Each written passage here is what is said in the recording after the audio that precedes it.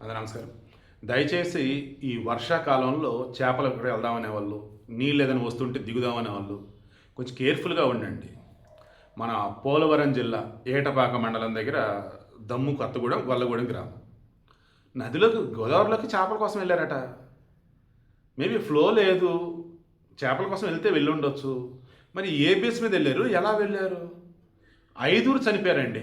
మొత్తం 38, 37, 40, 39 మొత్తం 37 నుంచి 40 సంవత్సరాల మధ్య వయసు ఉన్న వాళ్ళే.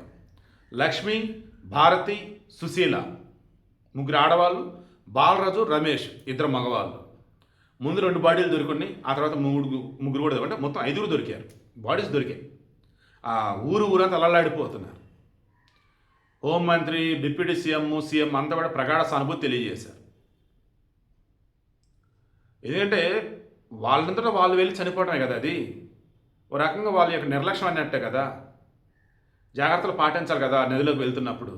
వాళ్ళకేం తెలుసా పాపం? లైఫ్ జాకెట్ వేసుకొని చేపలు పట్టాలి, లైఫ్ జాకెట్ వేసి నదిలోకి వెళ్ళాలండి. గిరిజనులండి పాపం, వాళ్ళకేం తెలుసండి. ప్రభుత్వం సైడ్ నుంచి ఏది కూడా వాళ్ళ కుటుంబాలను ఆదుకోవాలని కోరుకుంటూ ఉన్నాను. మీరు మాత్రం జాగ్రత్త.